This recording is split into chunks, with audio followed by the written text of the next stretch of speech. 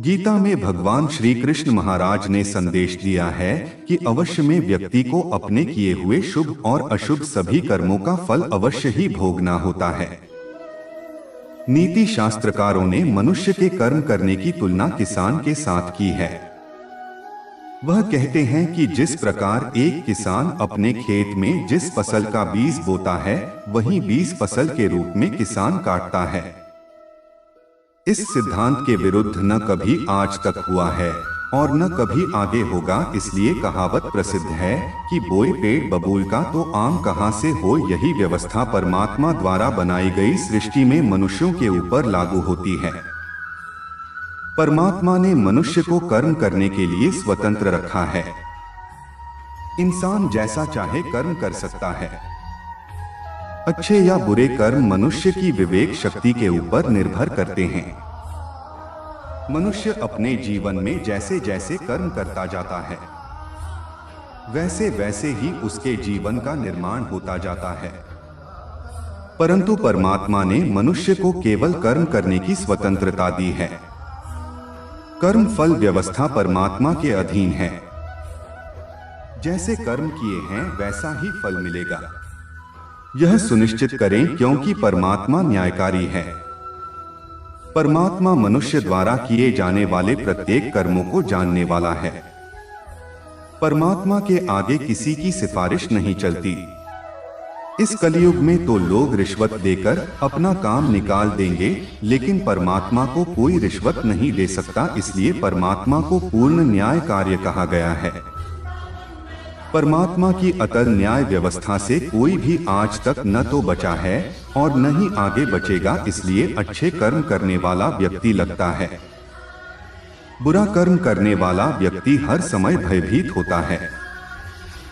उसके मन में सदैव यह शंका रहती है कि कभी मेरे बुरे कर्म सामने न आ जाए। बुरे कर्मों के सामने आते ही उसे उन कर्मों का फल मिलना शुरू हो जाता है। ईश्वर द्वारा सभी प्राणियों को कम करने की स्वतंत्रता मिली है। कोई भी प्राणी कभी भी इच्छानुसार कैसा भी कम कर सकता है। इन कर्मों की आजादी के कारण ही जीवन में नयापन बना रहता है। यदि कम करने की आजादी न हो तो जीवन में जीवन जैसा कुछ भी नहीं रहेगा। इसी आजादी के कारण व्यक्ति पाप पुण्य या मुक्ति में गति कर सकता है। कर्मों की इस आजादी के कारण सबको अपना अपना फल मिलता रहता है और व्यक्ति उसको भोगता रहता है। इसी कारण जगत में इतनी अलग अलग सोच के लोग हैं। इसलिए भगवान गीता में कहते हैं सभी प्राणी कम करने में स्वतंत्र है। व्यक्ति कई प्रकार से कम करता है, जिनमें अधिकतर कम बांधने वाले होते हैं। बांधने का मतलब है अपना फल देकर व्यक्ति को जगत में फंसाए रखने वाले होते हैं, क्योंकि यह कम आसक्ति और अहंकार से किए जा हैं। वहीं कुछ दूसरे प्रकार के कम होते हैं जिनमें हम कम करते हैं, लेकिन उनका फल हमारे चित्त में इकट्ठा नहीं होता। ऐसे कामों को करने की तकनीक भगवान बताते हैं कि कम ऐसे किया जाए कि उसके फल में आसक्ति है। इसके लिए भगवान कहते हैं कि तुम इन कर्मों को मुझे अर्पण करते। यह एक ऐसी प्रक्रिया है जिसमें व्यक्ति के अंदर कम करने का अहंकार नहीं रहता और उस कर्म के फल की इच्छा भी नहीं रहती। इस प्रकार के कर्म शुद्ध कम कहे जाते हैं, जो व्यक्ति को बांटे नहीं बल्कि मुक्ति में सहायक होते हैं। भगवान यदि कह रहे हैं कि कर्मों और कर्म फलों को मुझे अर्पण कर दें, तो इसका मतलब भगवान हमारे कर्मों और फलों की आजादी पर अंकुश नहीं लगा रहे हैं, बल्कि कम करने की सही विधि से हम कुछ लिखा रहे हैं जिससे कम भी हो जाए और बहुत कम हमें परेशान न करें। हमारे शास्त्रों में कहा गया है कि व्यक्ति जिस प्रकार का व्यवहार समाज के प्रति करता है उसके प्रति भी वैसा ही व्यवहार करना चाहिए। इस दुनिया में दो तरह के इंसान, एक जो यह मानते हैं कि भाग्य बागे कुछ नहीं होता था और वे कर्म की प्रधानता में ही विश्वास करते हैं। दूसरे लोग हैं जो भाग्यवादी हैं, यानी उनका किस्मत कनेक्शन में पूरा भरोसा होता है। उनका दृढ़ विश्वास होता है कि जो भाग्य या किस्मत में लिखा है वह होकर ही रहेगा। यानी इंसान कर्म और भाग्य की दो धुरियों में घूमता रहता है और अंत में दुनिया से अलविदा हो जाता है। आज का युवा भी यही सोचता है कि बिना कुछ किए ही उसे वह सब कुछ मिल जाए जो बहुत है। इस विषय पर अक्सर बहस होती रही है कि आखिर कौन बड़ा भाग्य या कर। अनंत काल से ही यह बहस का विषय रहा है कि कर्म ज्यादा महत्वपूर्ण है या भाता है। जब अर्जुन ने कुरुक्षेत्र में अपने स्वजनों को युद्ध के लिए अपने सामने खड़ा पाया था तो उसका शरीर निस्तेज हो गया, हाथों से धनुष छूट गया, प्राणहीन मनुष्य के समान वह धरती पर गिर गया। तब भगवान श्री कृष्ण ने उसे गीता के कर्म ज्ञान का उपदेश दिया था।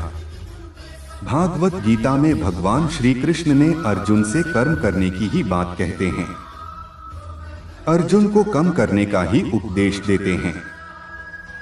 श्री कृष्ण कहते हैं कि हे अर्जुन, राज्य तुम्हारे भाग्य में है या नहीं, यह तो बात की बात है, परंतु युद्ध तो तुम्हें पहले लड़ना ही होगा, कर्म तो तुम्हें करना ही होगा। मित्रों, एक बार की बात है, एक जंगल के दोनों ओर अलग अलग राजाओं का राज्य था और उसी जंगल में एक महात्मा रहते थे जिन्हें दोनों राजा अपना गुरु मानते थे। उसी जंगल के बीचों बीच एक नदी बहती थी। अक्सर उसी नदी को लेकर दोनों राज्यों के बीच लड़ाइयां होती रहती थी। एक बार तो बात इतनी बढ़ गई कि बात युद्ध तक आ पहुंची। कोई भी राजा सुलह को तैयार नहीं था, सो युद्ध तो निश्चय ही। दोनों राजाओं ने युद्ध से पहले महात्मा का आशीर्वाद लेने की सोची और पहुंच गए जंगल की उस कुटिया में जहां महात्मा रहते थे। पहले एक राजा आया और उसने महात्मा से युद्ध में विजय का आशीर्वाद मांगा। महात्मा ने कुछ देर उस राजा को निहारा और कहा कि राजन, तुम्हारे भाग्य में जीत नहीं दिखती, आगे ईश्वर की मर्जी। यह सुनकर पहला राजा थोड़ा विचलित हुआ। फिर उसने सोचा कि यदि धारणा ही है तो पूरी ताकत से लड़ेंगे, परंतु यूं ही हार नहीं मानेंगे, और अगर आ भी गए तो हार को भी औरों के लिए उदाहरण बना देंगे, परंतु आसानी से हार नहीं मानेंगे।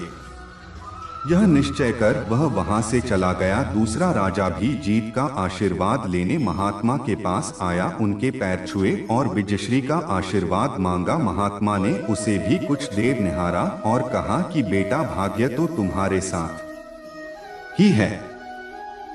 यह सुनकर राजा तो खुशी से भर गया और वापस जाकर निश्चिंत हो गया, जैसे कि उसने युद्ध तो जीत ही लिया। अब युद्ध का दिन आया था। दोनों सेना एक दूसरे के आमने सामने थीं और युद्ध का बिगुल बज गया। युद्ध प्रारंभ हो चुका था। एक तरफ की सेना यह सोचकर लड़ रही थी कि चाहे किस्मत में हार हो पर हम हार नहीं मानेंगे, हम अपना सर्वश्रेष्ठ कोशिश करेंगे, अपना सर्वस्व झोंक देंगे। और वहीं दूसरी तरफ की सेना एक निश्चित मानसिकता के साथ लड़ रही थी कि जितना तो हमें भी है, तो घबराना कैसा। लड़ते लड़ते दूसरी सेना के राजा के घोड़े के पैर का नाल भी निकल गया और घोड़ा लड़खड़ाने लगा, पर राजा ने ध्यान ही नहीं किया, क्योंकि उसके दिमाग में एक ही बात चल रहा था, जगजीत मेरे भाग्य में थे, फिर किस बात की चिंता। कुछ क्षण बाद दूसरे राजा का घोड़ा लड़खड़ाकर गिर गया, जिससे राजा भी जमीन पर गिर गया और घायल हो गया और वह दुश्मनों के बीच घिर गया। पहले राजा के सैनिकों ने उसे बंधक बना लिया एवं उसे अपने राजा को सौंप दिया। युद्ध का निर्णय हो चुका था। युद्ध का परिणाम बिल्कुल महात्मा की भविष्यवाणी के उलट था। निर्णय के बाद महात्मा भी वहां पहुंच गए। अब दोनों राजाओं को बड़ी जिज्ञासा थी कि आखिर भाग्य का लिखा बदल कैसे गया। दोनों ने महात्मा से प्रश्न किया कि गुरुवर, आखिर यह कैसे संभव हो जाता था। महात्मा ने मुस्कुराते हुए उत्तर दिया, राजन, भाग्य नहीं बदला है, कुल अपनी जगह सही है, पर तुमने बदल गए हो। उन्होंने विजेता राजा की ओर इशारा करते हुए कहा कि अब आपको ही देखो राजन, आपने संभावित हार के बारे में सुनकर दिन रात एक कर दिया। सब कुछ भूलकर आप जबरदस्त तैयारी में जुट गए, यह सोचकर कि परिणाम चाहे जो भी पर हार नहीं मानूंगा। खुद हर बात का ख्याल रखा है, खुद ही हर रणनीति बनाई, जबकि पहले आपकी योजना सेनापति के भरोसे युद्ध लड़ने की थी। अब महात्मा ने पराजित राजा की ओर इशारा करते हुए कहा कि राजन, आपने तो युद्ध से पहले ही जीत का जश्न मानना शुरू कर दिया था। आपने तो अपने घोड़े की नाल तक का ख्याल नहीं रखा, फिर आप इतनी बड़ी सेना को कैसे संभालते और कैसे उनको कुशल नेतृत्व देते। और हुआ वही जो होना लिखा था। भाग्य नहीं बदला, पर जिनके भाग्य में जो लिखा था तो उन्होंने ही अपना व्यक्तित्व बदल लिया, फिर बेचारा भाग्य क्या करता। हमें इस कहानी से यह सीख मिलती है कि भाग्य उस लोहे की तरह वहीं खिंचा चला जाता है जहां कम का कीमत होती। हम भाग्य के अधीन नहीं, हम तो स्वयं भाग्य के निर्माता है। यह सत्य है कि भाग्य भी उन लोगों का साथ देता है जो कम करते हैं। किसी खुरदरे पत्थर को चिकना बनाने के लिए हमें उसे रोज गुजरना पड़ेगा। ऐसा ही जिंदगी में समझें। हम जिस भी क्षेत्र में हो, स्तर पर हो, हम अपना कर्म करते रहे बिना फल की चिंता थी। इस संसार में कम को मानने वाले लोग कहते हैं भाग्य कुछ नहीं होता, और भाग्यवादी लोग यानी जो सिर्फ भाग्य पर भरोसा करते हैं वो कहते हैं किस्मत ने जो कुछ लिखा होगा वही होकर रहेगा। अर्थात इंसान कर्म और भाग्य इन दो बिंदुओं की धुरी पर घूमता रहता है, और एक दिन जब को अलविदा कहकर चला जाता है। एक तरफ की सेना यह सोचकर लड़ रही थी कि चाहे किस्मत ने हार हुई पर हम हार नहीं मानी, अपना सर्वश्रेष्ठ कोशिश करेंगे, अपना सर्वस्व झोंक देंगे। और वहीं दूसरी तरफ की सेना एक निश्चित मानसिकता के साथ लड़ रही कि जितना तो हमें ही है, तो घबराना कैसा। लड़ते लड़ते दूसरी सेना के राजा के घोड़े के पैर का नाल भी निकल गया और घोड़ा लड़खड़ाने लगा, पर राजा ने ध्यान ही नहीं लिया, क्योंकि उसके दिमाग में एक ही बात चल रहा था कि जब जीत मेरे भाग्य में है ही, फिर किस बात की चिंता। कुछ क्षण बाद दूसरे राजा का घोड़ा लड़खड़ाकर गिर गया, जिससे राजा भी जमीन से गिर गया और घायल हो गया, और वह दुश्मनों के ब्रिज गिर गया। पहले राजा के सैनिकों ने उसे बंधक बना लिया एवं उसे अपने राजा को सौंप दिया। युद्ध का निर्णय हो चुका था। युद्ध का परिणाम बिल्कुल महात्मा की भविष्यवाणी के उलट था। निर्णय के बाद महात्मा भी वहां पहुंच गए।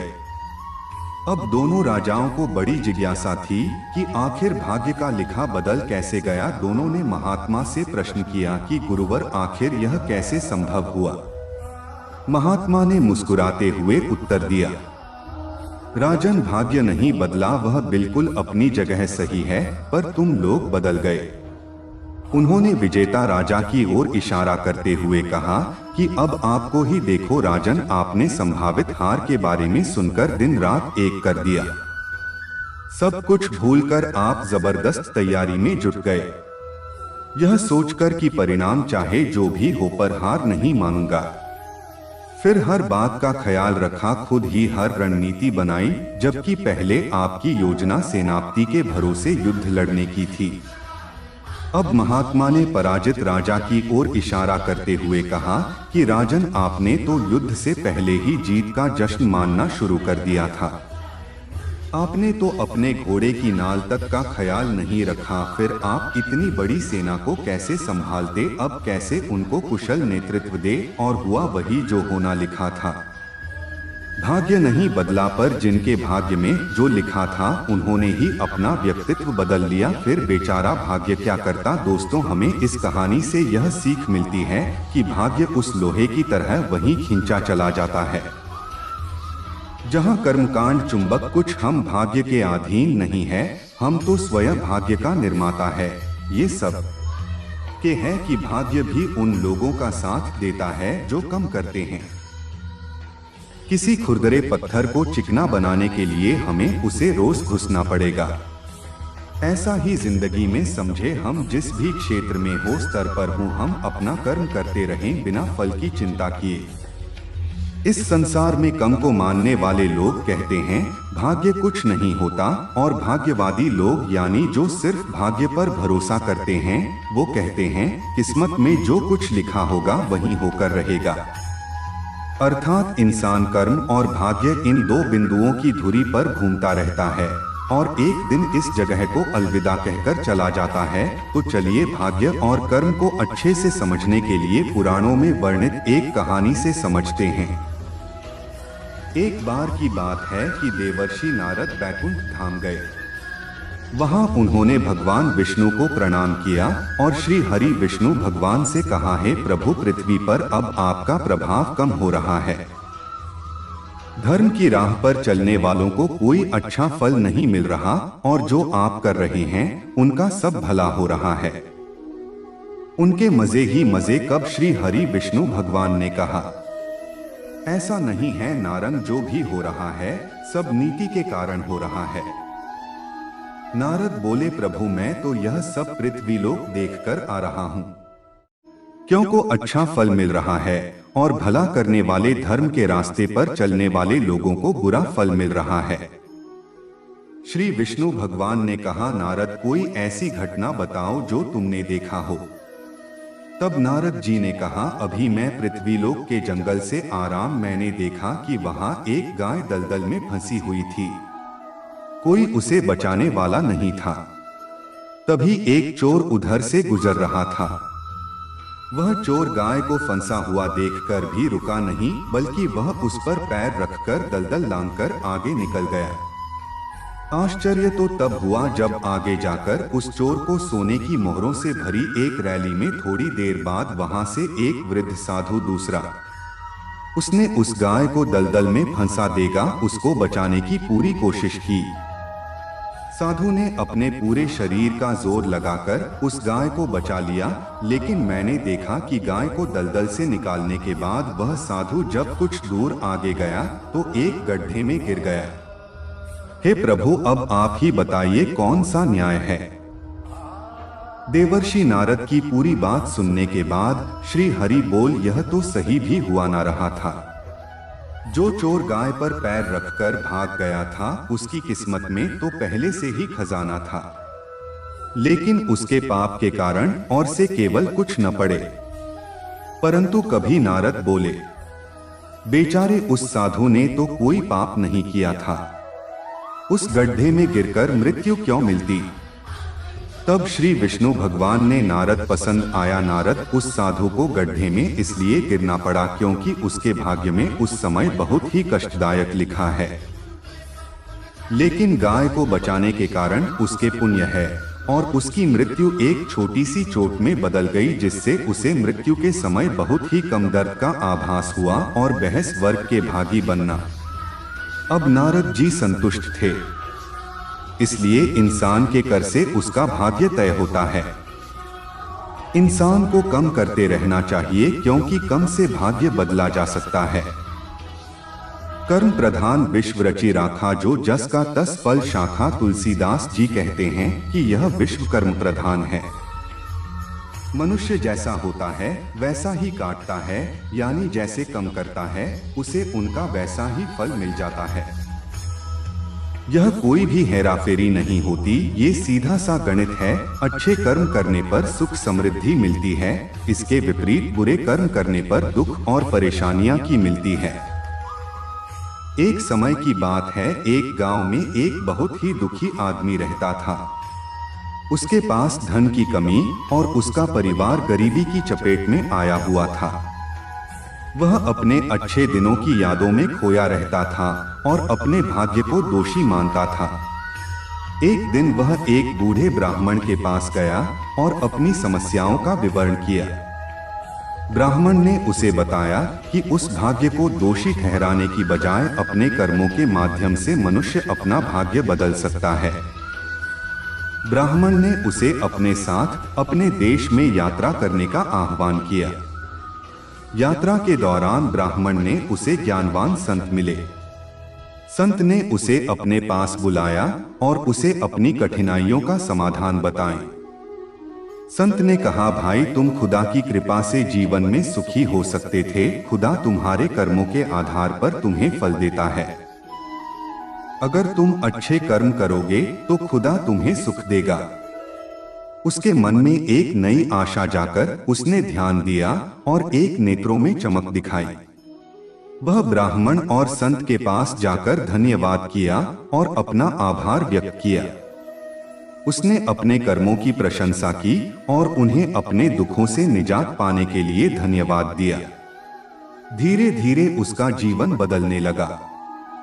वह सत्य और न्याय के मार्ग पर चलने लगा और अपने कर्मों में लग गया। उसने अपने परिवार को संभालना शुरू किया और धन की कमी को दूर करने के लिए दिन रात मेहनत करने के बाद उसके परिवार की स्थिति सुधारने लगी।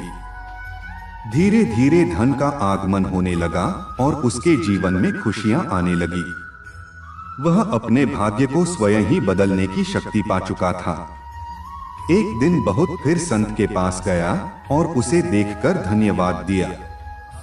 वह बताने लगा कि उसने कर्म के माध्यम से अपना भाग्य बदल दिया है। संत ने उसे आशीर्वाद दिया और कहा, बेटा, यह तुम्हारी अच्छे कर्मों का फल है। तुमने सच में अपने भाग्य को बदल दिया।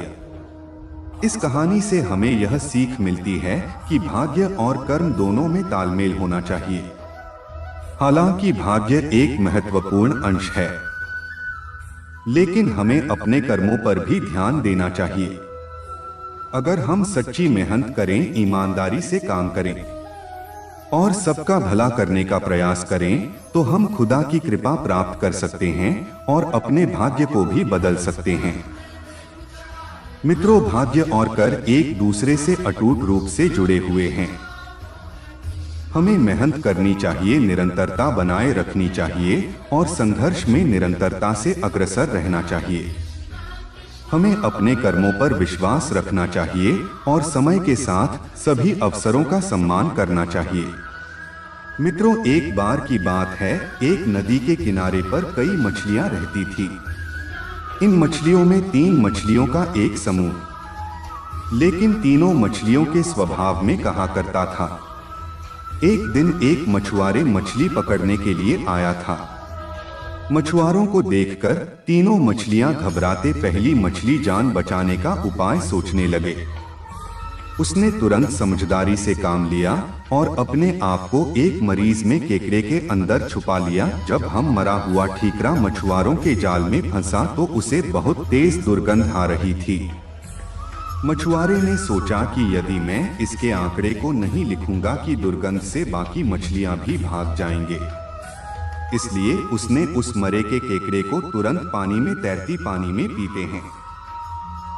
पहली मछली उस मरे हुए के से बाहर आ गई और नदी के उस भाग में जाकर छिप गई जहां मछुआरा पहले ही जाल के चुका था और इस प्रकार पहली मछली की जान बच गई। दूसरी मछली ने सोचा कि जब मछुआरे जाल देंगे तब बचने का प्रयास करेंगे, लेकिन तब तक बहुत देर हो गई। उस मछली ने भागने की बहुत कोशिश की, लेकिन फिर भी जाल में फंस गई। और मगर तीसरी मछली जो हमेशा भाग्य के सहारे, उनका सोचना था कि यदि मौत निश्चित है तो कोई नहीं बचा सकता था, से बचने का प्रयास नहीं किया। बहुत भी जाल में फंसकर मग इस कहानी से हमें यह प्रेरणा मिलती है कि हमें कम करने में विश्वास रखना चाहिए। भाग्य भी उन्हीं लोगों का साथ देता है जो लोग कोशिश करते हैं। मित्रों, एक बार की बात है, एक दिन स्वर्ग लोक में कम भाग्य और बुद्धि तीनों चर्चा कर रहे थे, कौन सबसे बड़ा है। कुछ दिन बीत गए, लेकिन फिर भी यह तीनों इस बात का निर्णय नहीं कर पाए कि कौन बड़ा। एक दिन नारद मुनि पास से गुजर रहे थे तो उन्होंने देखा गर्म भाग्य और बुद्धि आपस में किसी बात को लेकर लड़ाई कर रहे।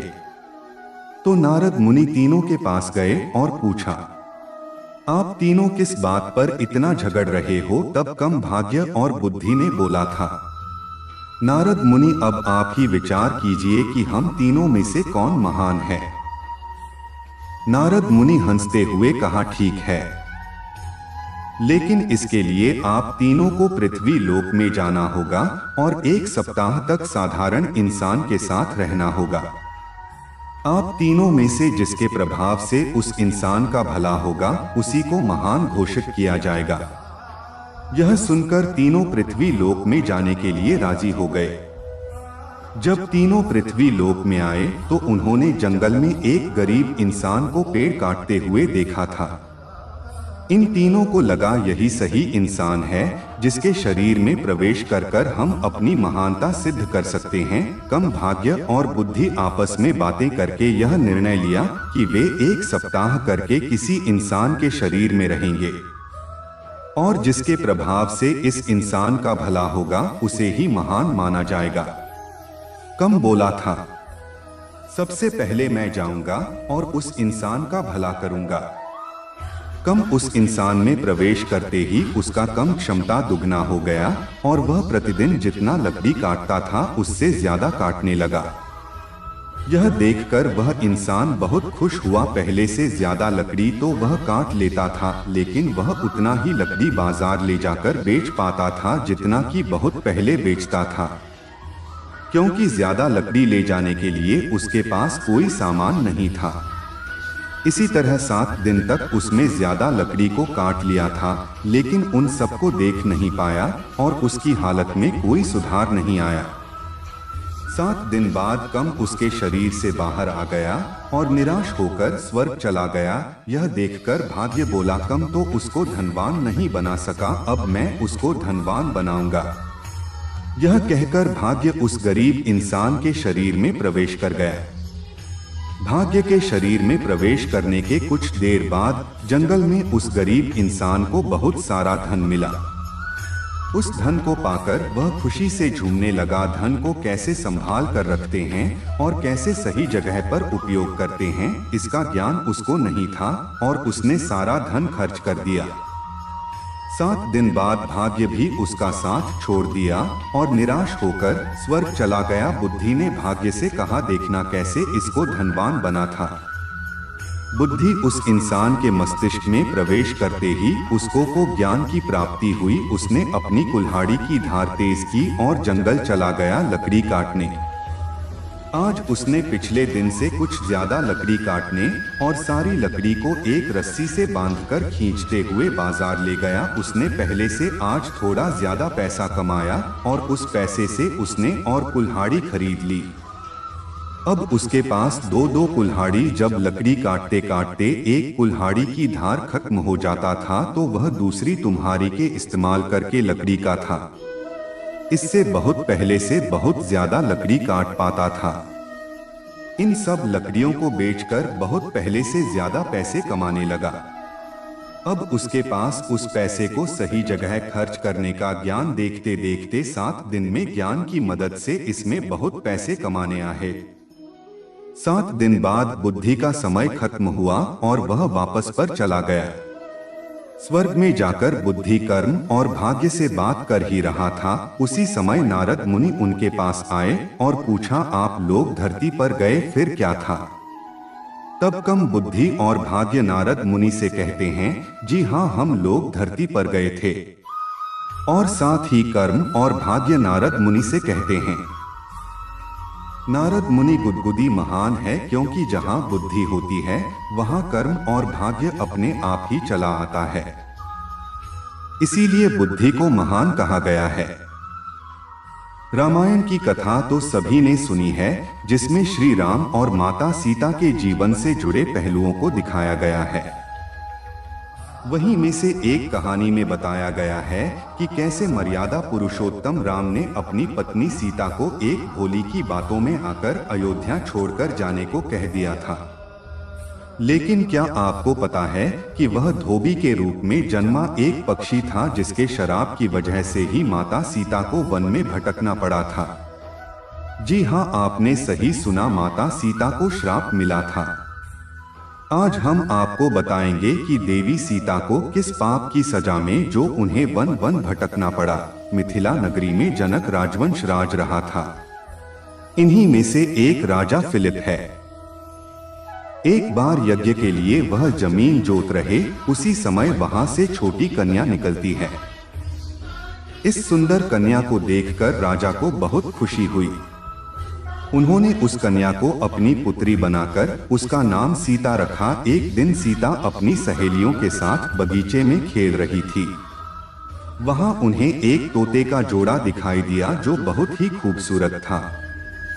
दोनों पक्षी एक पर्वत की चोटी पर बैठकर बातें कर रहे थे। पृथ्वी पर श्री राम नाम से विख्यात एक बड़े सुंदर राजा होंगे।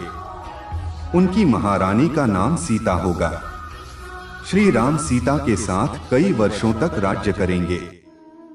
धन्य हैं वे जानकी देवी और धन्य हैं वे श्री राम तोते की ऐसी बातें सुनकर सीता ने सोचा कि ये दोनों तो मेरे ही बारे में बातें कह रहे हैं। इन्हें पकड़कर मैं इनसे अपने जीवन से जुड़ी सारी बातें पूछ सकती हूँ। इसीलिए उन्होंने अपनी सहेलियों से उन दोनों पक्षियों को पकड़कर लाने को कहा। उनकी सहेलियां उस पर्वत पर गई और दोनों पक्षियों को पकड़कर ले आए। माता सीता उन पक्षियों से कहती हैं कि तुम दोनों बहुत सुंदर को देखो, डरो नहीं, मैं तुम्हें कोई नुकसान नहीं पहुंचाएंगे। मुझे यह बताओ कि तुम कौन हो और कहां से आए था। राम कौन है और सीता कौन है? तुम्हें उनके बारे में कैसे पता है? माता सीता के पूछने पर दोनों पक्षी बताते हैं कि एक बहुत विख्यात महर्षि वाल्मीकि है। हम दोनों उनके आश्रम में रहते हैं। महर्षि ने रामायण नाम का एक ग्रंथ लिखा है, जिसका पाठ उन्होंने अपने शिष्यों को भी कराया है। उन पक्षियों ने सीता को यह भी बताया कि इस ग्रंथ में महर्षि वाल्मीकि ने बताया है कि महर्षि राष्ट्र संघ के द्वारा किए गए पुत्रेष्टि यज्ञ से प्रसन्न होकर भगवान विष्णु, राम, लक्ष्मण, भरत और शत्रुघ्न ये 4 मानव शरीर धारण कर पृथ्वी पर जन्म लेंगे। बड़े होने पर श्री राम महर्षि विश्वामित्र और अपने छोटे भाई लक्ष्मण के साथ हाथ में धनुष लिए में खिलाएंगे और शिवजी के धनुष को तोड़कर सीता से विवाह करेंगे।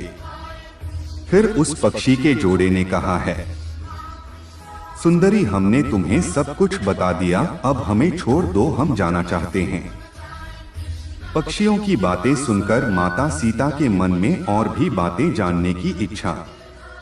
मैंने उन दोनों से पूछा कि राम कहाँ होंगे, वे किस किसके पुत्र हैं, कैसे वह मिथिला आकर जानकी से विवाह करेंगे। मधुरता बोला कि श्री रामचंद्र का मुख कमल के समान सुंदर, नेत्र बड़े बड़े और खुले हुए, नासिका ऊंची, पतनी भुजाएं घुटनों तक, गला शंकर के समान होगा। मैं उनका क्या वर्णन करें, जिनके गुणों का बखान मुख वाला भी नहीं कर सकता। दोनों पक्षी कहते हैं कि जानकी देवी धन्य है जो जल्द ही रघुनाथ जी की पत्नी बनकर उनके साथ कई वर्ष तक राज करेंगे। लेकिन तुम कौन हो?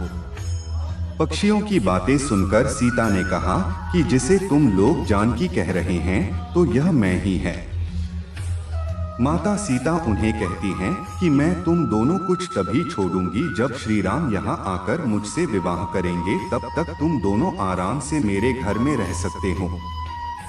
यह सुनकर मादा तोता जानकी से कहती कि हम बनकर पक्षी हैं, हमें घर में सुख नहीं मिलेगा।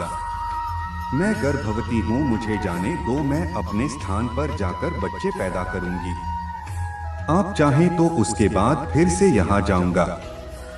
उसके कहने पर भी सीता जी ने उसे नहीं छोड़ा।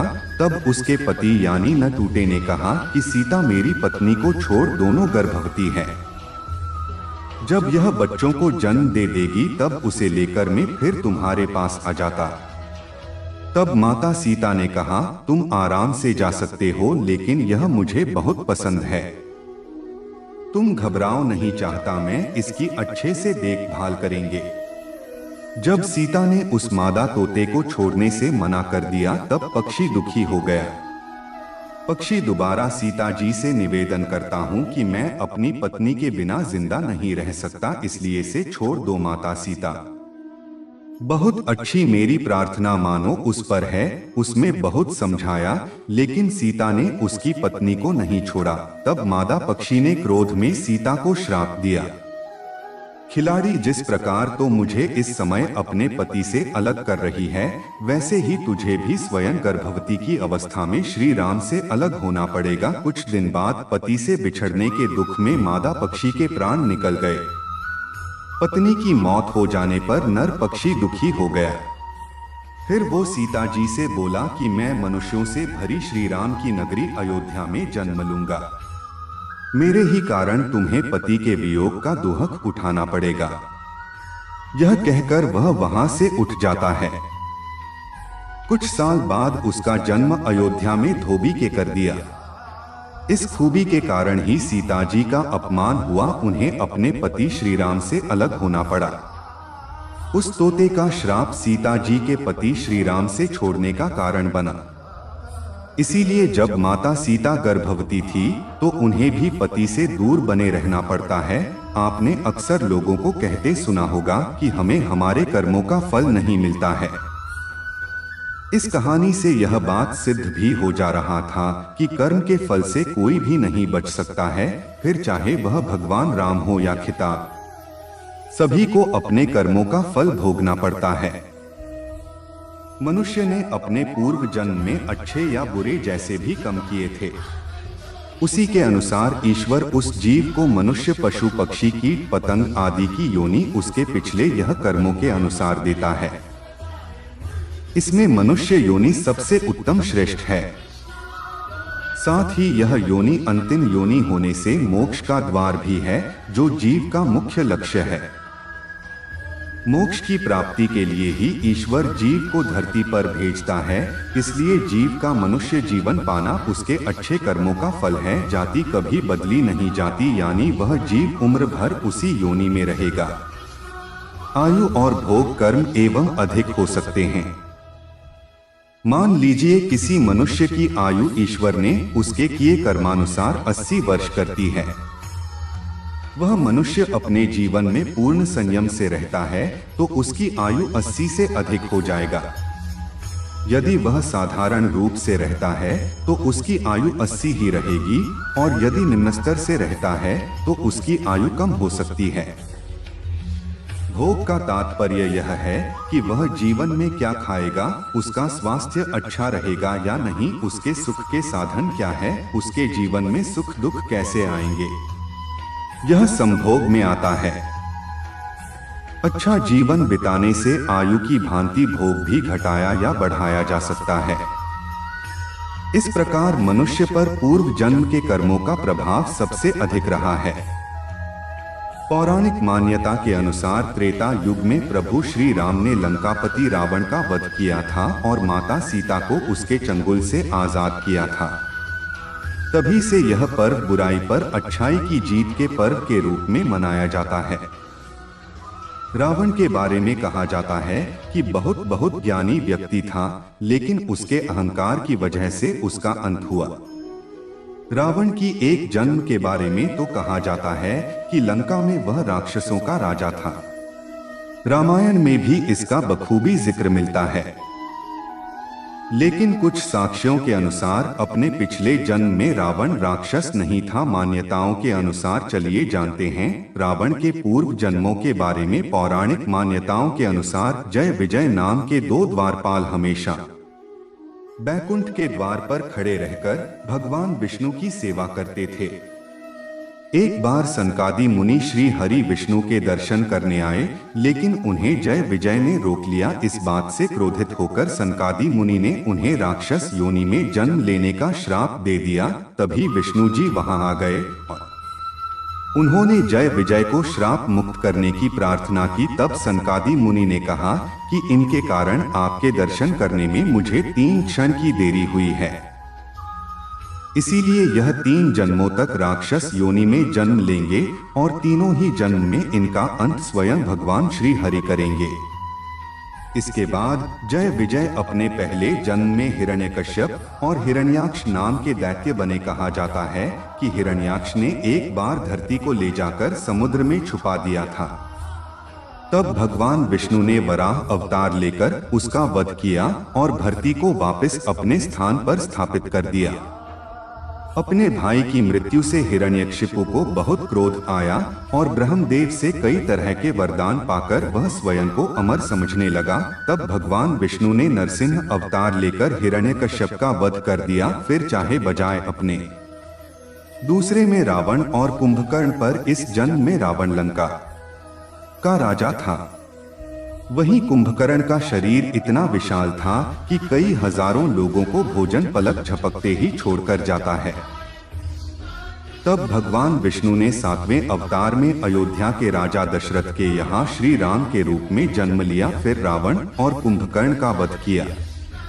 कुछ साक्ष्यों के अनुसार तीसरे जन्म में जय विजय यानी रावण और कुंभकर्ण शिशुपाल तो जनता वक्र के रूप में जन्मे। कहा जाता है कि शिशुपाल और तंत्र वक्र दोनों की भगवान श्री कृष्ण की बुआ के पुत्र थे, लेकिन फिर भी उनसे रखते थे। इनकी बुराइयों के चलते इस जन्म में श्री हरि के अवतार भगवान श्री कृष्ण ने उनका वध किया था। भगवान राम को विष्णु का 7वां अवतार माना जाता है। इस अवतार में अयोध्या के राजा दशरथ को राम के पिता और देवी कौशल्या को इनकी माता बनने का सौभाग्य प्राप्त हुआ था। हो सकता है कि आपके मन कभी यह सवाल आया कि आखिर दशरथ और कौशल्या को यह सौभाग्य क्यों मिला, तो इसका उत्तर पुराणों में मिलता है। पुराणों के अनुसार राजा दशरथ पूर्व जन्म में स्वयंभू मनुष्य और कौशल्या इनकी पत्नी शत्रुपा। उन्होंने भगवान विष्णु का पुत्र रूप में पाने के लिए घोर तपस्या की। इनकी तपस्या से प्रसन्न होकर भगवान विष्णु प्रकट हुए और इनसे वर मांगने के लिए कहा। स्वयंभू मनु और शत्रुपा ने भगवान से कहा कि आप हमारे पुत्र बना, हमें यही वरदान चाहिए। भगवान विष्णु ने कहा कि त्रेता युग में मेरा 7वां अवतार राम के रूप में हो रहा था। इस अवतार में आप दोनों अयोध्या के महाराज और महारानी बनेंगे। अपने इस वरदान को पूरा करने के लिए भगवान राम दशरथ और कौशल्या के पुत्र के रूप में जन्म लिए। राजा दशरथ ही कृष्ण अवतार के समय वासुदेव और कौशल्या देवी की बने थे। कैकेयी ने राम से कहा था कि तुम मेरे, मैं तुम्हें अगले जन्म में पुत्र रूप में प्राप्त करो। इसलिए क्या किया, यशोदा बनी और उन्हें भी कृष्ण की माता बनने का सौभाग्य मिला। भगवान श्री राम त्रेता युग में मर्यादा पुरुषोत्तम थे। उनके बारे में कई किस्से और कहानियां हम सबने पढ़ी हैं। आज हम आपको उनसे ही जुड़ी एक कहानी के बारे में बता रहे हैं। जब एक माता सीता अनुज लक्ष्मण के साथ वनवास के लिए गए थे और रास्ते में माता सीता का रावण धारण कर लेता है। लंका विजय के कुछ समय बाद एक बार फिर माता सीता उनसे अलग हो जाती है और श्री राम को माता सीता का वियोग सहन करना पड़ता है। माता सीता का उनसे अलगाव एक श्राप के कारण हुआ था। माता सीता की खोज के समय के अफसरों ने श्री राम को श्राप दिया था, जिससे उनको विरह वियोग सहन करना पड़ा। आइए जानते हैं उस घटना के बारे में। बात उस समय की है जब हनुमान जी की मदद से भगवान राम और सुग्रीव में मित्रता हो जाती है। सुग्रीव का बड़ा भाई बाली देवराज इंद्र का पुत्र था और किष्किंधा का राजा था। बाली को वरदान प्राप्त था कि उसके सामने जो भी लड़ेगा उसका आधा बल उसके अंदर समाहित हो जाएगा। इसके कारण वह सुग्रीव की संपत्ति पत्नी को छीनकर राज्य से भगा दिया था। सुग्रीव ने जब श्री राम को अपनी व्यथा बताई, तब उन्होंने बाली को युद्ध के लिए ललकारने को का। भयभीत सुग्रीव श्री राम के आश्वासन पर बाली से लड़ने पहुंच गए थे। सुग्रीव की ललकार सुनकर बाली कहाँ रुकने वाला था। सुग्रीव से लड़ने आ गया। दोनों के बीच गदा युद्ध होने लगा। इसी बीच भगवान श्री राम ने बाण से बाली पर प्रहार कर दिया, जिससे वह युद्ध में मारा गया। जब इस बात की सूचना बाली की पत्नी अप्सरा तारा को हुआ, तो वह युद्ध स्थल पर पहुंची। उसे पता चला कि श्री राम ने उसे छल से मारा है। पति की मृत्यु से आहत तारा ने भगवान राम को श्राप दिया कि आप भी भले ही सीता को खोज निकाले थे, लेकिन कुछ समय बाद आप दोबारा सीता को खो देंगे।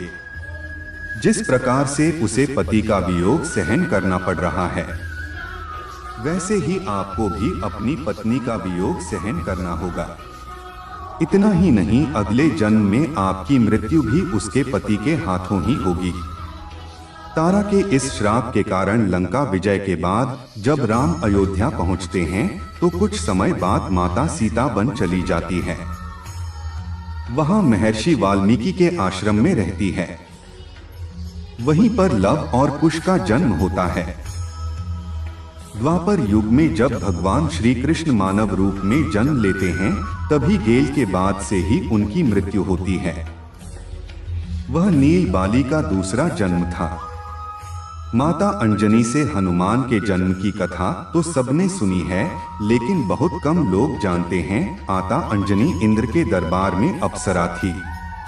माता अंजनी पूर्व जन्म में देवराज इंद्र के दरबार में अक्षरा पूंजी खिलखिलाती थे। बालपन में भी अत्यंत सुंदर और स्वभाव से चंचल, एक बार अपनी चंचलता में ही उन्होंने तपस्या करते एक तेजस्वी राशि के साथ अभद्रता करते। गुस्से में आकर रश्मि ने पूंजिका को श्राप दे दिया कि जाति वार्नर की तरह स्वभाव वाली बांगड़ी बन जाता है। ऋषि के श्राप को सुनकर पूंजिका छाला राशि से क्षमा याचना मांगने लगे। तब राशि ने दया दिखाई और कहा कि तुम्हारा वह रूप भी परम तेजस्वी होगा।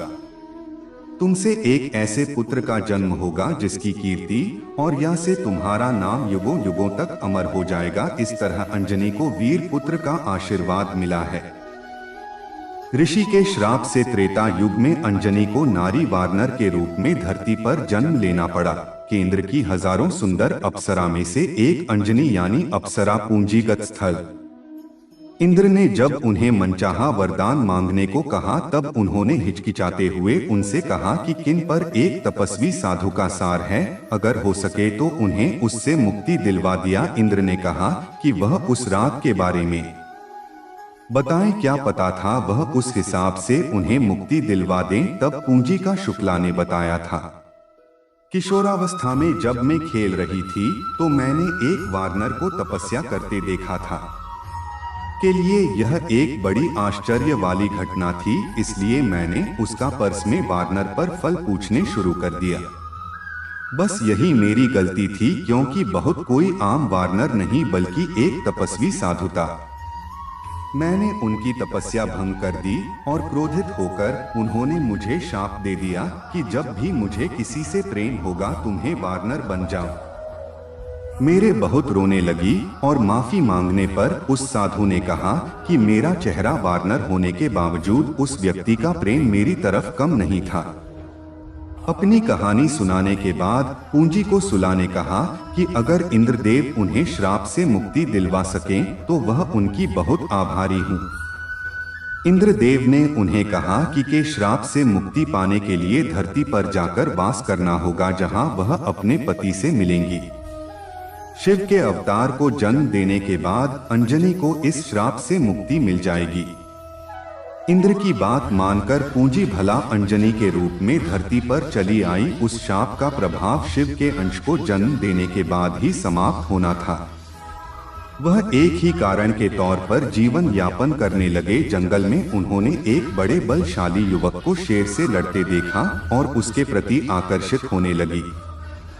जैसे ही उस व्यक्ति की नजरें अंजनी पर पड़ी, अंजनी का चेहरा वार्नर जैसा हो गया। अंजनी जोर जोर से रोने लगी।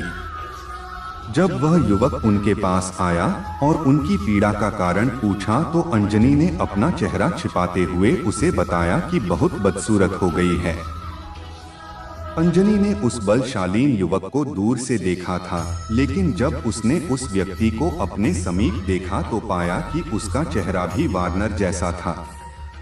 अपना परिचय बताते हुए उस व्यक्ति ने कहा कि वह कोई और नहीं वानर राज केसरी है, जो जब चाहे इंसानी रूप में आ सकते हैं। अंजनी का वार्नर जैसा चेहरा उन दोनों को प्रेम करने से नहीं रोक सका और जंगल में केसरी और अंजनी ने विवाह कर लिया। केसरी और अंजना ने विवाह कर लिया, पर संतान सुख से वंचित थे। अंजना अपनी पीड़ा को लेकर मतंग ऋषि के पास गए। तब तक राशि ने उनसे कहा, सरोवर के पूर्व में नरसिंह आश्रम है। उसकी दक्षिण दिशा में नारायण पर्वत पर स्वामी तीर्थ है। वहां जाकर उसने स्नान करके 12 वर्ष तक तप एवं उपवास करने पर तुम्हें पुत्र सुख की प्राप्ति होगी। अंजनी ने मतंग सिंह एवं अपने पति केसरी से आज्ञा लेकर तप किया था। 12 वर्ष तक केवल वायु पर ही जीवित रहना। एक बार अंजना ने शौच स्नान करके सुंदर वस्त्राभूषण धारण किया। तब वायु देवता ने अंजना की तपस्या से प्रसन्न होकर इस समय पवन देव ने उसके कान में प्रवेश कर उसे वरदान दिया कि तुम्हारे यहाँ सूर्य अग्नि एवं स्वर्ण के समान तेजस्वी वेद वेदांगों का ममाघृत विश्वबंधु महाबली पुत्र होगा। इस आशीष के बाद वे शिव की आराधना और तपस्या में लीन हैं। प्रसन्न होकर शिव ने उन्हें वरदान मांगने को कहा। अंजना ने शिव को कहा कि साधु के श्राप से मुक्ति पाने के लिए उन्हें शिव के अवतार को जन्म देना है। इसलिए शिव बालक के रूप में उनकी कोख से जन्म लेती तथास्तु कहकर शिव अंतर्ध्यान हो गए। इस घटना के बाद एक दिन अंजना शिव की आराधना कर रही थी और दूसरी तरफ अयोध्या में अयोध्या के महाराजा दशरथ अपनी 3 रानियों के कौशल्या, सुमित्रा और क्या कई 7 पुत्र रत्न की प्राप्ति के लिए श्रृंगी ऋषि को बुलाकर पुत्र कामेष्टि यज्ञों के साथ व्यंग्य कर रहे थे। यज्ञ की पूर्णाहुति पर स्वयं अग्निदेव ने प्रकट होकर श्रृंगी तो खीर का एक स्वर्ण पात्र कटोरी दिया और कहा, ऋषिवर, यह खीर राजा की 3 रानियों को लागत राजा की इच्छा अवश्य पूर्ण होगी।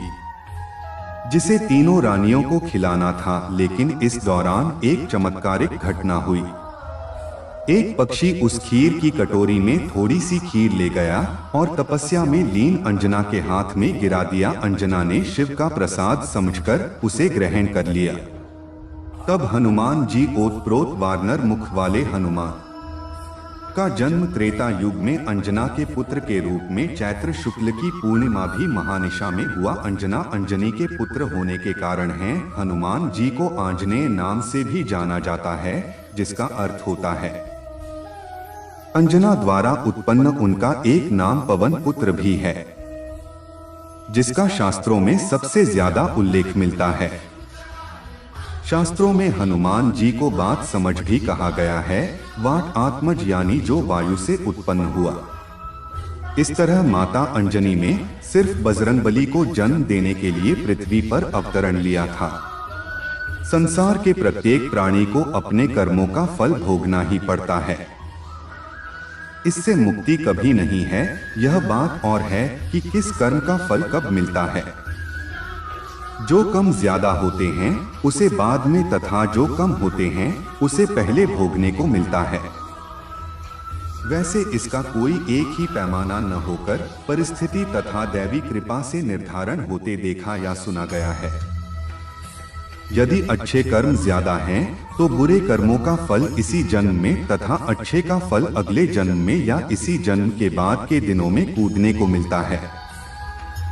कर्म का फल कोई परमात्मा नहीं देता है, तो व्यक्ति जो करता है वही उसे मिलता है। अच्छे कर्म करता है तो अच्छा फल मिल जाता है, बुरे कर्म करता है तो बुरा फल मिल जाता है। पका हुआ आम कभी कभार नहीं हो सका, वह सदैव ही रहना। इसी प्रकार से अच्छे कर्म का फल हमेशा सुखदायी पता है।